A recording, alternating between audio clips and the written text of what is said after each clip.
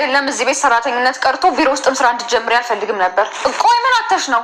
ገንዘብ ከሆነ ተጋግዘን ትምህርትሽን ትጨርሻለሽ እያልኩሽ እዚህ ቤት ስራ የጀመርሽው።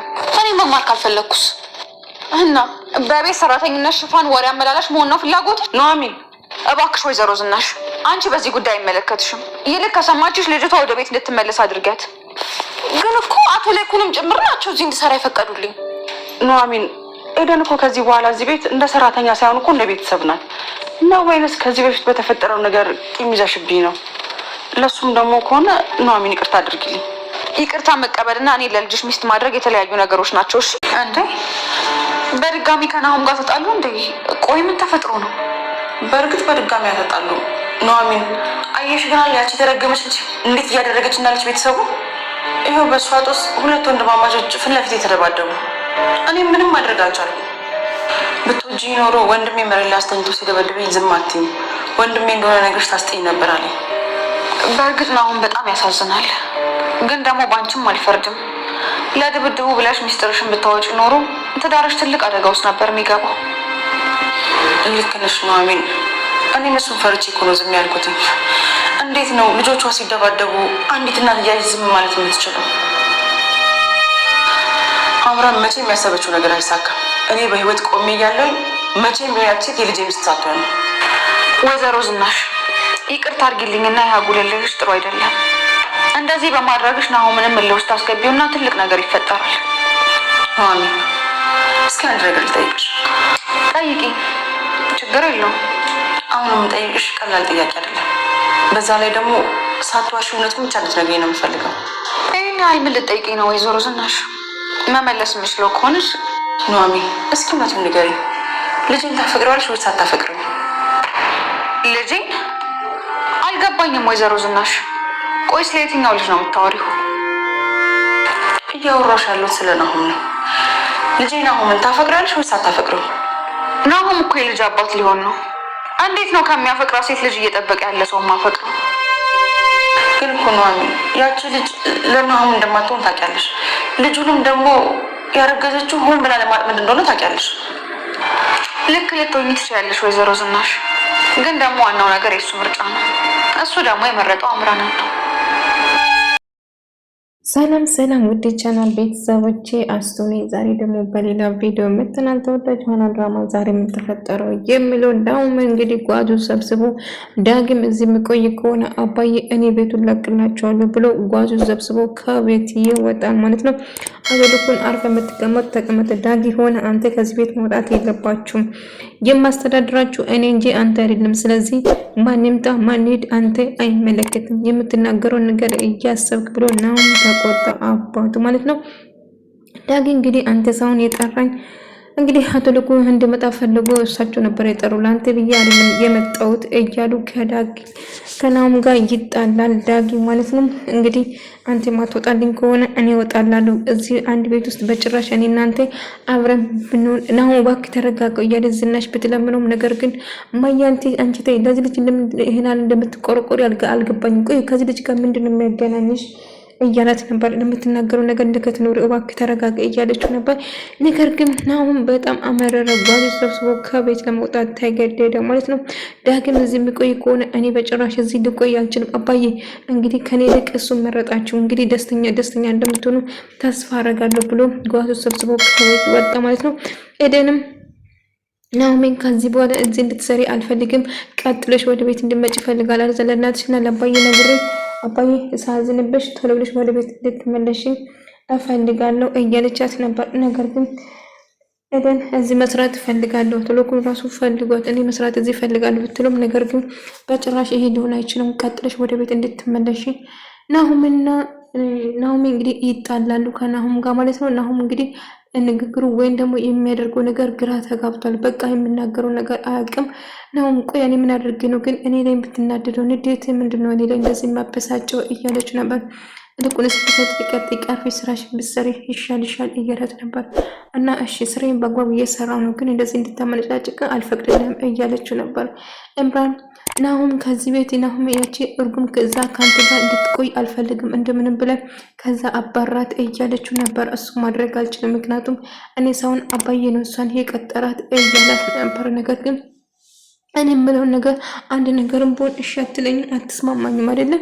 ስለዚህ ከአንተ አጠገብ እንድትሆን በጭራሽ አልፈልግም። ስራውን አግባብ እየሰራች ነው። ስለዚህ ስራውን ነው እንጂ ከኔ ጋር ምንም የማገናኘት ነገር የለም ብላት፣ ነገር ግን ዝናሽ ጭራሹ ናሆምን እንድታገባው እንደሱ ፍቅር ካለሽ ስሜት ካለሽ እንድታገባ ይፈልጋለሁ ልጄ እያለችው ነበር። ነገር ግን ናሆሜ በጭራሽ እንደማትቀበለው ነገረች። ኤደንም እሷ ቤት እንድትሰራ ለምናት ነበር። ኤደን ግን በስራው ተስማምታለች። ነገር ግን ናሆሜ በጭራሽ እንደማይሆን ነገረቻት ማለት ነው። እንግዲህ አውቃ እነሱ ለመቅረብ እያደረገችው ያለችው ነው። ዝና ዳጊ በጣም ሳስብና ስጨነቅ ነበር። እንግዲህ አጋጣሚ ናሆም ጋር ይደውልና እያናገራት ነበር እና ማሽኛ መተበቶች ይሻላል እያለችው ነበር። ለማንኛውም ወደዛ መምጣት አልፈልግም፣ ከፈለሽ ይዘሽልኝ እስከ 10 ስትወጪ ይቀበልሻለሁ እያላት ነበር። እና እንደዛ እያወራች ኤምራ ደግሞ ዝናሽና እንዲሁም ናሆም ትናንትና ናሆም ከእሷ መኪና ውስጥ ገብተው ሳወሩ እንደነበረው ነገራት። እንድፈራሁት እንድትጠራጠርኩ ገባኝ። አንተ እንድትድር ነው አንተና ናሆምን አንድ ላይ እንድትቀራረብ ወዶ ምስል ድርጅቱን መጀመሪያ ድርጅቱ ውስጥ እንድትቀርጠር ያደረጉት እዛ አንተ ጋር ቅርብ እንድትሆንና ከአንተ ጋር እንድትሆን ነበር የእነሱ ፍላጎት ነው። ይሄን እኮ ሽማግሌም ተልኮ ነበር። ዳግም ህይወቴን አበላሸብኝ። እሱ ነው እንደ ነገር ባይፈጠር ኖሮ የሌለ ነገር ባያወራ ኖሮ ይሄን ሽማግሌ ይላክ ነበር እያለች ውሸታም የሌለ ነገር አላለችም። ራሷ በዘረጋች ወጥመድ ዳግም ሰበብ አደረገች ማለት ነው።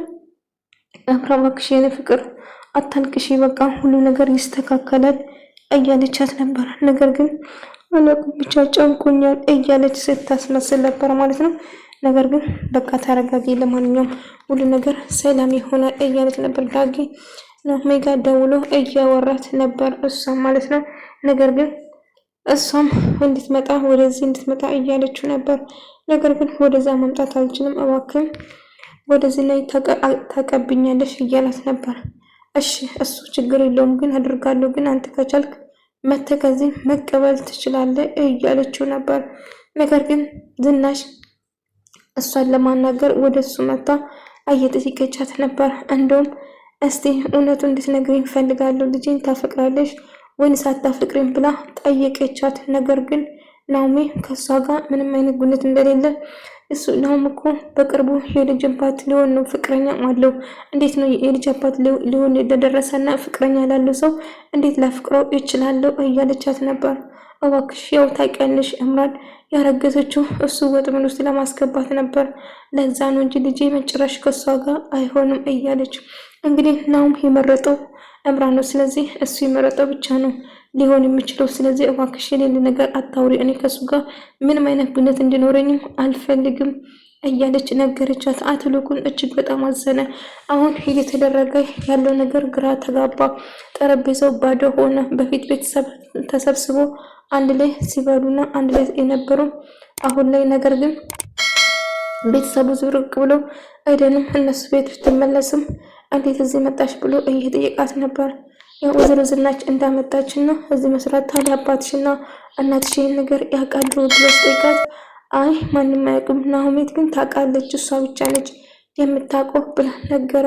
ቢሆንም እኮ በተሻለ ቦታ ነበር አንቺ መስራት ያለብሽ እዚህ አልነበረም ብላትም ግን እሷ ወዳና ተስማምታ እንደምትሰራው ነገራት። እናም ናሆም እንግዲህ ናሂም ከስራ እንድትወጣና ናሆም ከም በኋላ እዚህ ድርጅት ውስጥ እንደማይሰራና ድርጅቱን ሊለቅ እንደሆነ ነገራት። ቆይ ምን ተፈጥሮ ነው ብላ ብትጠይቅም አባቴ ከቤት ወጥቻለሁ፣ ምክንያቱም ያ እርጉም ዳግም ቤት ስለተመለሰ እኔና እሱ አንድ ጣራ ላይ በጭራሽ መኖር አንችልም፣ አንድ ቤት ውስጥ። ስለዚህ ያወርቁ ስለሱ የቤት ለቅቃለሁ፣ ከቤተሰብ መጣልቻለሁ። ያው አንቺን እንደማፍቅርሽ እርግጠኛ ነኝ፣ ግን እንድትነግሪኝ የምፈልገው መቼም እንደማልተው ንገሪ። እዚህ ጉዳይ ውስጥ እኔን አታስገባኝ፣ እዛው እንደጀመራችሁ እናንተን ጨርሱ እያለ ነበር። አቶ ልኩን ዳግም እንደምንም ብሎ አሳምነው ወደ ቤት እንድመለስ አድርጎታል ማለት ነው። ዳጊ ወደ ቤት መመለስ ወይም ደግሞ ወደ ድርጅቱ መመለስ በጭራሽ አልፈለገም ነበር። አቶ ልኩ እንግዲህ በግድም አሳምነው ልጄ እባክህን ቤተሰባችን ተቀላቅላል፣ ስለዚህ ዝም ብለህ እንድትርቅ አልፈልግም፣ ወደ ቤት እንድትመለስ እፈልጋለሁ በማለት ወደ ቤት አስመለሰ ማለት ነው። ዝናሽም ጥሩ ስሜት ላይ አይደለችም። አሁን ያለ ዳግም ስልክ እያነሳላት ስላልሆነ እጅግ በጣም ተበሳጭታ ነበረ። ኤደን የምትቀበጣጥሪ ነው ወሬሽን ትተሽ ስራሽን ብትሰሪ ይሻልሻል። ቆይ ምን ሆነ ነው የደበረው? ምን ተፈጥሮ ነው? እንደ ድሮ ተሰብስባችሁ አብረን መመገብ ቀረ እንዴ እያለችው ነበር። ስለምን እንደምታወሪ ምንም አላውቅም። እባክሽን አርፌ ስራሽን ስሪ፣ የማይመለከት ነገር ውስጥ ጥልቅ ባቲ ጥሩ ነው ብላ ዝናሽ ተቆጣቻት ማለት ነው። ነገር ግን ኤደን እንግዲህ ልክ እንደ ድሮ መስራት ወሬ ለማመላለስ ስትል በጭራሽ ዝናሽ አፋፋ ብላ አልተቀበለቻትም ማለት ነው። እንግዲህ አሁን ላይ ዝናሽ ያለችበት እምሯን ለማጥፋትና እሷ ወጥመድ ውስጥ ለማስገባት ነው የእሷ አላማ። ነገር ግን ናሆሚ በጭራሽ እንደማትስማማና እህቷ ከስራ እንድትለቅ ነገረቻት። እዚህ እንድትሰሪ በጭራሽ አልፈልግም፣ መርዳትም ካለብኝ እኔ ራሴ ነኝ የምረዳሽ እንጂ እዚህ እንድትሆኝ በጭራሽ አልፈልግም። ቆይ ምንድን ነው ተፈጠረ? ምን ያደረግኩ? ስራ ሰራው እንጂ ቆይ ምን አድርግ ነው የምትይኝ? እያለቻት ይሄ በጭራሽ አይሆንም፣ ይሄ በጭራሽ ሊሆን አይችልም። እኔም የልጅሽ ሚስት ሊሆን አልችልም። እባክሽ ናሆሚ ተረጋጊ ብትላትም እሷ አልረጋጋም በጭራሽ። እኔ ከእናንተ ቤት እንደውም ግድ ካልሆነ እንጂ አይደለም እዚህ እህቴ እንድትሰራ ቀርቶ እኔም ከእናንተ ጋር ባልገናኝ ደስተኛ ሆናለሁ እያለቻት ነበር። ናሆሚ እባክሽ ከዚህ በፊት በሰራው ስህተት አትውቀሽኝ፣ ለሱም ደግሞ ደጋግሜ ይቅርታ ጠይቅሻለሁ እኮ ቆይ ምን አድርጌ ነው የምትይኝ? እያለቻት ነበር። ዝናሽ በጣም ተናደደች። ቆይ ምን ማድረግ አለብኝ? ያችን እበቀላለሁ ብዬ ጭራሹ ጨጓራ ልላጠች፣ በዚህ ጨጓራ ትላት ጨጓራ ይላጥ እያለች ስትናደድ ነበር። ኤምራ ይወሩ ነበር።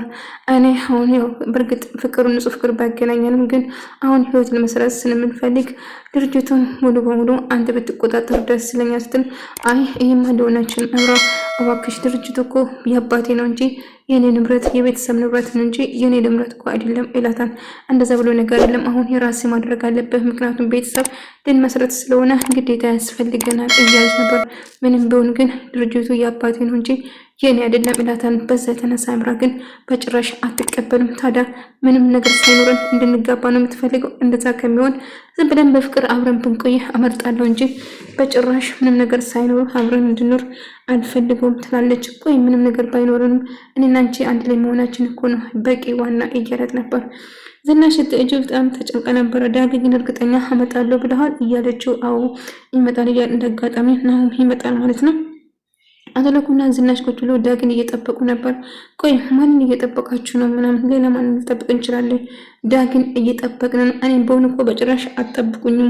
ስለዚህ ዳግን ነው ቁጭ ብለሽ የምትጠብቂ ማለት ነው እያለት ነበር።